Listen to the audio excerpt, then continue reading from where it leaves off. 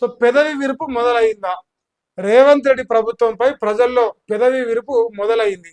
నిజానికి కేసీఆర్ పాలన నుంచి వారసత్వంగా రేవంత్ ప్రభుత్వానికి కొన్ని సమస్యలు వచ్చినాయి.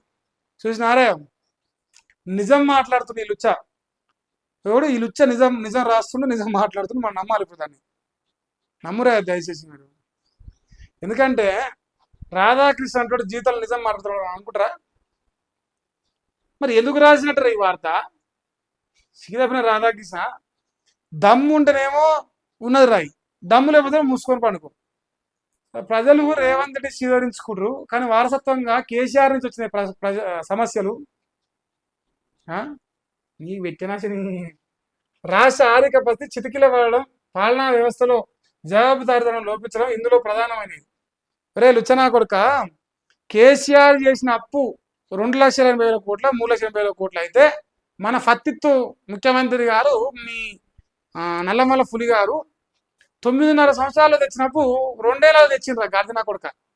2 సంవత్సరాల 3,67,000 కోట్లు ఆయన పట్టపడిలు సిగ్గు లేకుండా చెప్పుకుంటాను వారి. మీరేమో అప్పు చేయనట్టుగా కేసీఆర్ అప్పు తెచ్చి ఆగం చేసినట్టుగా చెప్తారు అందరా. మీరు తెచ్చిన అప్పు ఏం ఎడు చచ్చిందో తెలియదు. ఓ పథకం రాలే, ఓ పనులు జరగాలి, ఓ అభివృద్ధి కాలే, ఏం లేదు. రాష్ట్ర బడ్జెట్ గంగలు కలిసింది, మీరు తెచ్చిన అప్పులు గంగలు కలిసింది, మీ ఆస్తులు మాత్రం పెరిగినాయి. సిగ్గు తప్పిన గాడిది. ఇలా ఆదివారమా? అందుకే సిగ్గు లేక రాసింది. ఇది మార్చరా, లుచ్చపాలక అని పెట్టరు దీని పేరు. అట్లన్నా కొత్త పాలకు బదులు లుచ్చపాలక అని పెట్టరు, సెట్ అవుతుంది నీకు ఆ టైటిల్. అధికారంలోకి వచ్చి 2.5 ఏళ్ళు అవుతున్నా ప్రభుత్వంపై రేవంత్కు పూర్తి పట్టు సిక్కలేదట. ఇక ఎప్పుడు సిక్కుతుంది పత్తివత? ఎప్పుడు సిక్కుతుంది? ఇంకో 10 ఏళ్ళకి సిక్కుతుందా? 2040 ఏళ్ళే సిక్కుతుంది అని చెప్పు పట్టు. మంత్రులు తమకేమీ పట్టనట్టుగా వ్యవహరిస్తున్నారు. సీఎం స్వయంగా పట్టించుకుంటే తప్ప సమస్యలు పరిష్కారం కావడం లేదు. కొంపలుగులకు వచ్చేది, మందిల మీద పడేది, మంది ఏడ్చేది, ఇదేనా పట్టించుకునేది? తెల్లారిది ఎవరి కొంప కూడా కూడా రోడ్ల మీద పడి ఏడ్చేదేనా? నాకు తెలియదా అంత మంచి పని ఏం చేస్తుండో.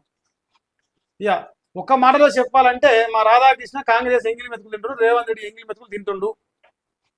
చెప్పాలంటే అటు రాయాలి, అటు రాస్తే బాగుంటుంది రాధాకృష్ణ. సో ప్రభుత్వం అంట డైరెక్షన్ లోపిస్తుందట, అధికారులు కూడా యాంత్రికంగా వ్యవహరిస్తున్నట. అవన్నీ అమ్మ మరి నువ్వు చేయరా అదిరా పని ఏదో.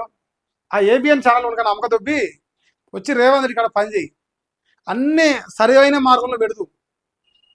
పెట్టవా? పెట్టడు మామూలు.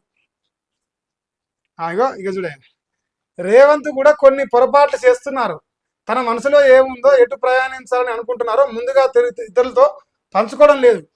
అంటే ఎవని కొంప గులగొట్టాలి, ఎవరి మీద పడాలి, ఎవరిని ఏడిపియాలి, ఎవరిని కోసపెట్టాలి, ఎవరికి చెక్కు పెట్టాలి, ఏడాలు చెప్పాలి, ఇవన్నీ అంట పాపం రేవంత్ అన్న ఎవరికి షేర్ చేస్తలేడట. ఓన్లీ మా రాధాకృష్ణకే షేర్ చేస్తున్నాడంట కదా, అందుకే పేపర్లో రాయగలుగుతున్నాడు.